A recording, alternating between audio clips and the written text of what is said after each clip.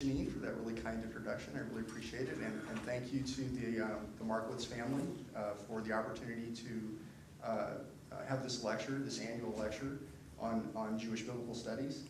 I'm trying something a little different tonight. I'm not reading from a manuscript. I usually do that when I present a lecture, and last year I tried it, and I was feverishly filling in the lines, at the last minute because I couldn't bring myself to do it. So I've been working on it all year. So I'm going to try to do this a little bit like I teach in the classroom. The only difference is I'm not going to be able to interact with you, engage like a discussion with you during the class time. So we'll have to kind of wait until after the presentation. And I have to say that in spite of that wonderful introduction, and I kind of jokingly said this to some of you already, I'm not really going to talk about mockery and sarcasm. I only use that title to get you here.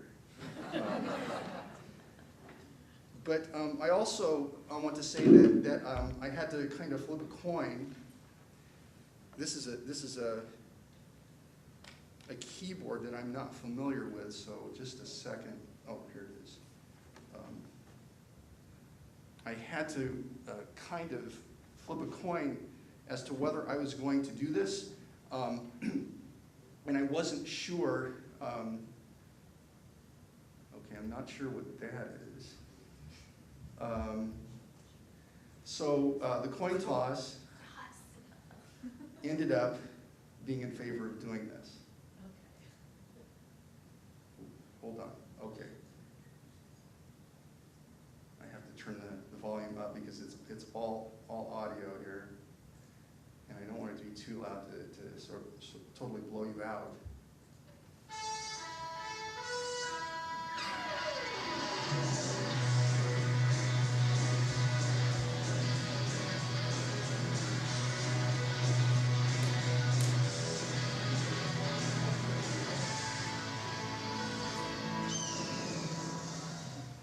So for those of you who are familiar with the Colbert Report, you also know that he makes a very dramatic entrance, and that was the other coin toss that I made, and I won that coin toss.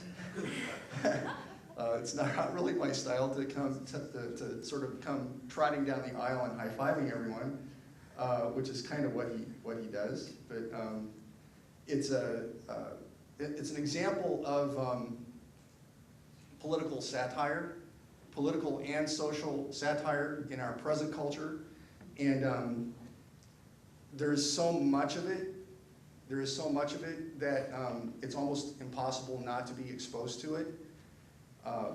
So what I'd like to do before I actually get into some examples of this is just give a brief acknowledgement of our contemporary context and the tension that exists in some minds with regard to the juxtaposition of satire and Bible, because I understand it's a little bit of a controversy, because we to some extent, some of us look at the Bible as a human book, that human beings wrote these texts, human beings with hands and styluses, and they wrote on animal skins, or maybe they wrote on papyrus, or stone, or wood, regardless of which religious tradition it happens to be.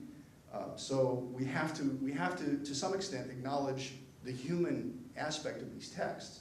On the other hand, there are varying degrees of religious commitment that are also attached to these sacred texts, these ancient sources, and I want to acknowledge that and just sort of acknowledge the tension, and just to ask, I suppose, if there is some of that tension in the room, to sort of suspend that for just a little while, to let the evidence speak for itself, and let's see what kind of satire actually exists in the Bible.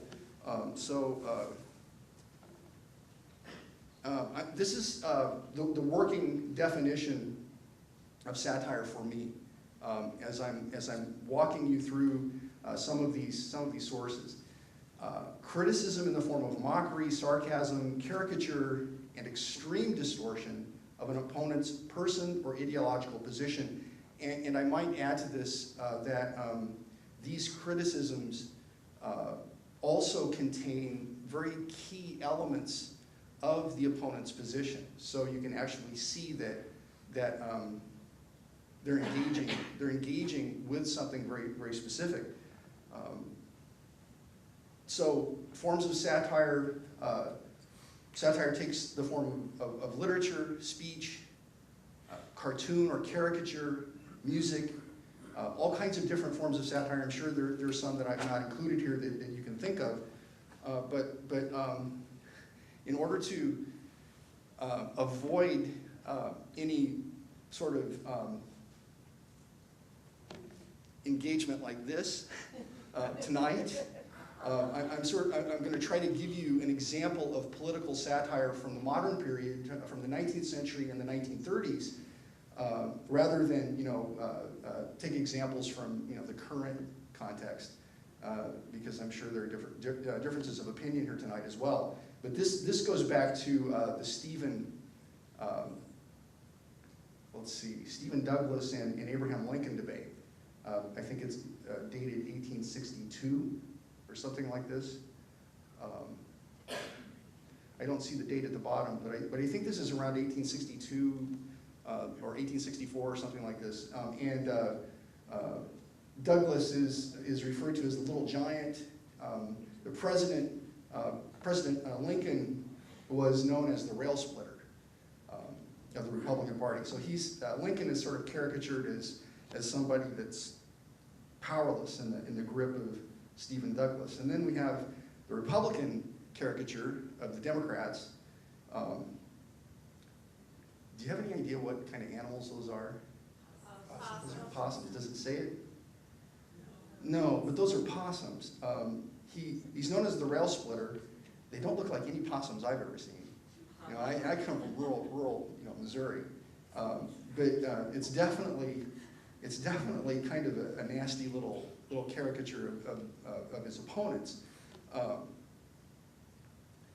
Or let's take it to the 1930s, and some of the language of political caricature in the 1930s is really similar to some of the language of political caricature that we have today.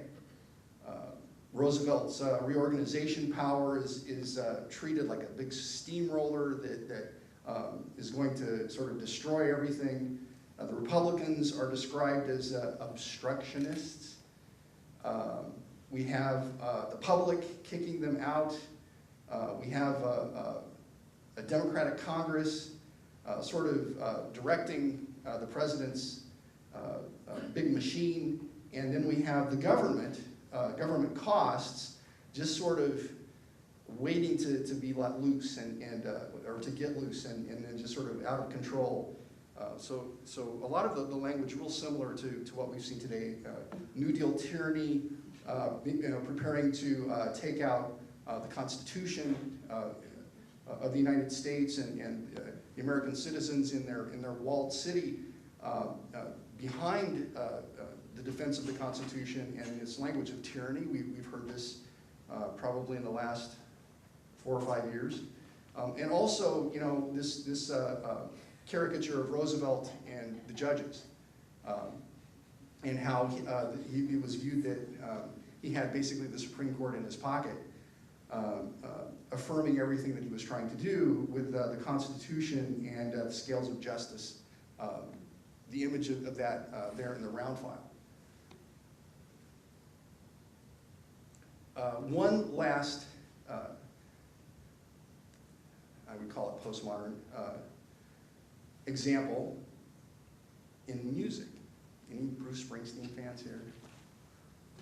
There's a few. I grew up with Bruce Springsteen. So this song, Born in the USA.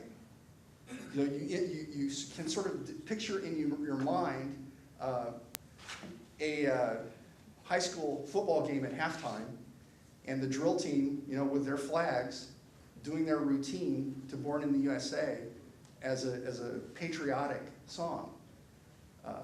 Even Ronald Reagan, treated it as if it were a patriotic song.